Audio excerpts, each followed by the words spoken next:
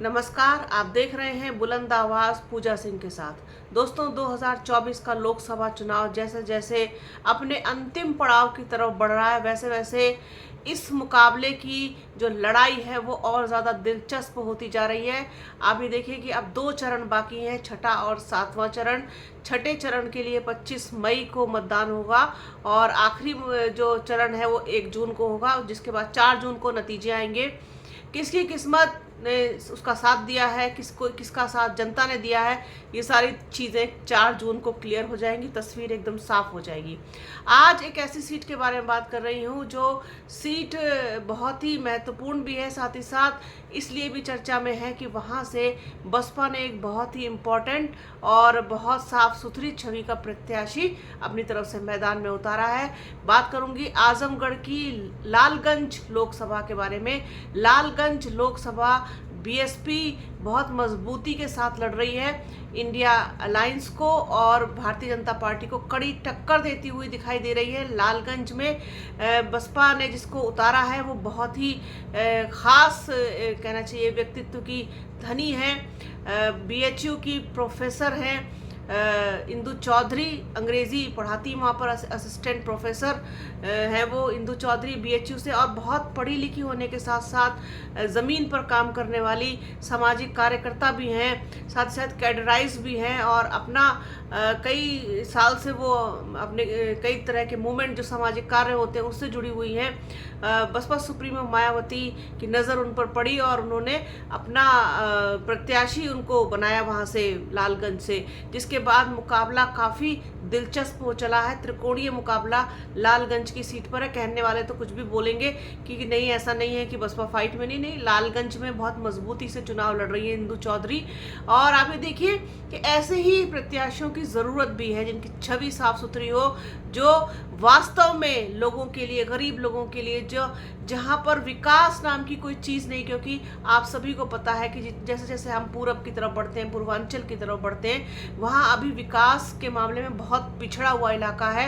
और जहाँ पर इंदु चौधरी जिस इलाके में चुनाव लड़ रही है वो तो अति पिछड़े की श्रेणी में आता है। वहाँ पर विकास अभी तक दूर दूर तक भी नहीं है, नाली नहीं है, खड़ंजे नहीं है, बुनियादी सुविधाएं नहीं है, स्वास्थ्य सेवाएं बेहतर क्या मतलब है ही नहीं, शिक्षा की भी कोई बहुत अच्छी व्यवस्था वहाँ पर नहीं है। तो ये सारे मुद्दे हैं जिनको लेकर के ज़मीन पर उतरी हैं प्रोफेसर इंदु चौधरी और वो वहाँ पर लड़ रही हैं। वहाँ की जनता का भी साफ तौर पर ये कहना है कि हमारे लिए जो विकास करेगा, जो हमको विकास की राह पर लेकर चले, कम से कम हम उसका साथ देंगे। और वैसे भी दलित समाज के लोगों ने साफ तौर पर कह दिया कि हमारा वोट सिर्फ और सिर्फ बसपा को, बसपा सुप्रीमो मायावती को ही जाता है और हम उन्हीं को वोट देते हैं। और इस बार प्रोफेसर इंदु चौधरी के साथ हम लोग हैं और उनको यहाँ से जिता करके भेजेंगे। आप देखेंगे कि इंदु चौधरी यहाँ पर जीत हासिल करेंगी, ऐसा कहना है वहाँ के लालगंज के दलित समाज के लोगों का।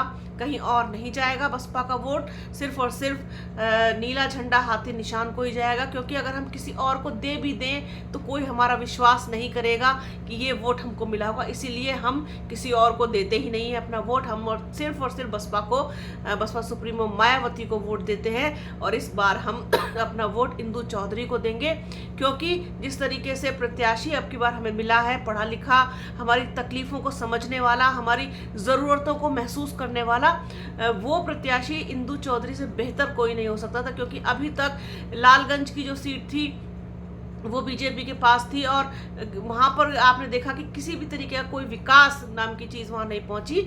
लोग अब चाहते हैं बदलाव, लोग चाहते हैं कि ऐसा प्रत्याशी हो जो उनके क्षेत्र में विकास काम कर सके और उनके बीच में रहे, उनके सुख दुख साझा करे, उनकी तकलीफ़ें साझा करे, उनकी खुशी में शामिल हो और उनकी ज़रूरतों को समझे। तो ये सारी चीज़ें सब देखते हुए, क्योंकि आपने देखा है इस बार ये जो चुनाव है 2024 का, न किसी चेहरे का चुनाव है, न किसी लहर चुनाव, ये चुनाव है अब की बार जनता का। जनता लड़ रही है और मुद्दों पर लड़ रही है, ये कड़वी सच्चाई है जिसे सबको स्वीकार करना होगा। तो ये एक चीज थी, सोचा अपने दर्शकों के साथ शेयर किया जाए। लालगंज की जो सीट है उस पर बहुजन समाज पार्टी की प्रत्याशी इंदु चौधरी बहुत मजबूती के साथ चुनाव लड़ रही हैं। तो सोचा अपने दर्शकों के साथ इसको शेयर किया जाए। तो बने रहिए बुलंद आवाज़ के साथ। हमारे चैनल को लाइक कीजिए, शेयर कीजिए, सब्सक्राइब कीजिए, बेल आइकन ज़रूर दबाइएगा। अपना और अपनों का बहुत ख्याल रखिए।